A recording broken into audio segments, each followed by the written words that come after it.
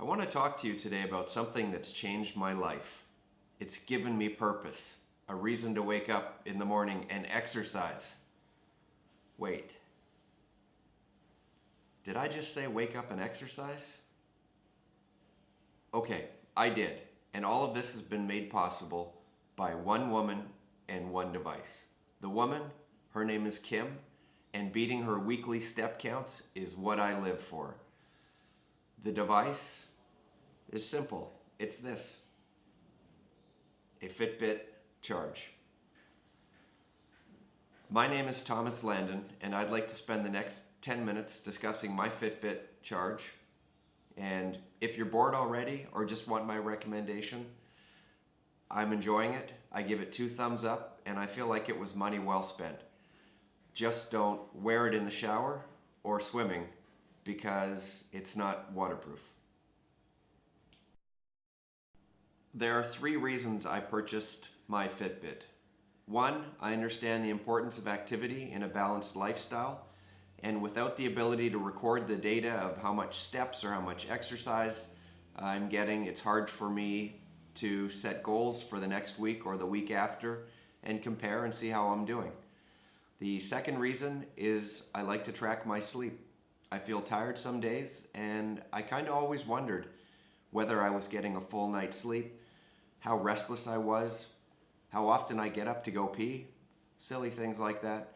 With the Fitbit Charge, I can now see every night how much sleep I get, how many times I'm awake, how often I'm restless, and I can track that on a daily, monthly, multi-monthly, like 3 months at a time, or on an annual basis. And also, because of Kim, who also has a Fitbit, I love the social ability through the app to have challenges or to compete with her or with other friends on a daily or multi-daily campaigns or weekly basis. Those are the 3 reasons that I bought the Fitbit. Where did I buy my Fitbit? Well, it was an impulse buy. I had started my research. I was looking at the Charge HR, and the Apple iWatch. But I went to Costco, and as you do, try and buy 1 or 2 things. I ended up with a basket full of things, and my Fitbit Charge was one of those items. I probably would have bought the Charge HR if it was there as well, because I think that the heart rate monitoring is a nice function to have, and I also enjoy the watch style clasp. But I got it for somewhere around $100 US, and so I feel like I got a really good deal. So now I'd like to discuss some of the function and how my Fitbit works.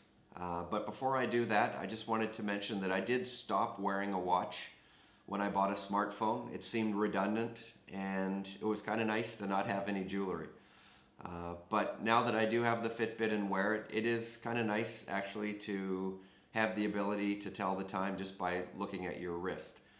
The Charge has a nice, simple, easy to read LCD screen, and it allows you the functionality of scrolling through several screens, and you get to see things like the time and the date, your daily steps, the distance you've walked, the calories you've burned, the number of stairs or flights of stairs that you've climbed, and those are all totally customizable through the app. You can change the order, you can change which ones are seen, and that's that. So before I did buy the Fitbit Charge, I was reading online, and some forums had talked about getting rashes and that it was uncomfortable. But I have to say, since I've had mine, I've worn it for 2 months now, and I've had no rashes. I find it very comfortable to wear. It's made of a very soft plastic, yet it is durable, and it's light, it's comfortable. I don't even know that it's there. So I've had none of those problems, and I do work in a humid, warm climate, so I am getting sweat underneath it and on my arm between the band, and no problems there. Very comfortable. The Charge comes with about half battery life on it, so when I opened it up and took it out of the package, there was enough battery life to push some buttons and see how it worked, as well as get it synced with my iPad. The app was very easy to download from the iTunes store or the App Store, and it asked for a couple of items like my height, my weight, and my gender, and my age. And I think it uses that to help calculate my calorie burn or activity related stats. But the app in general is simple, it's intuitive, it allows you to drill down on some of the data, and you can look at a chart for your steps or your sleep or your calorie burn, and you can see that on a daily basis, on a weekly basis, on a monthly basis, or you can also customize that and pick whichever custom period you'd like to see.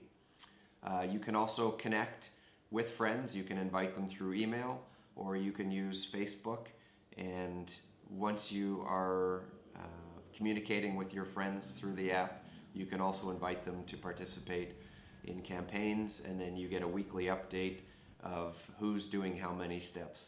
And that for me is fun, mostly because right now I've picked people who don't walk a lot, and so I win every week, and it's great to win.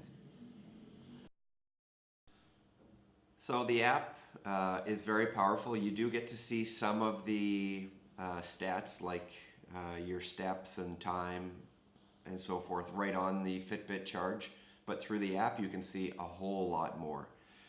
You can see the status of your charge, and you can go in and customize a lot of things to do with the app, as well as the display on the charge.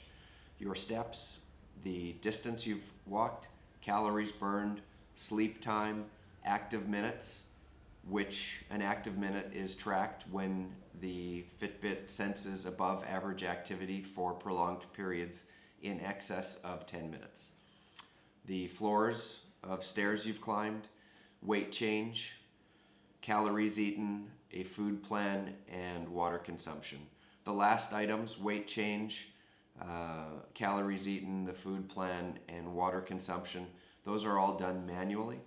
And within the app, under the calories eaten, you can actually go in and type what sort of food or drink, and it'll give you the calories that it has.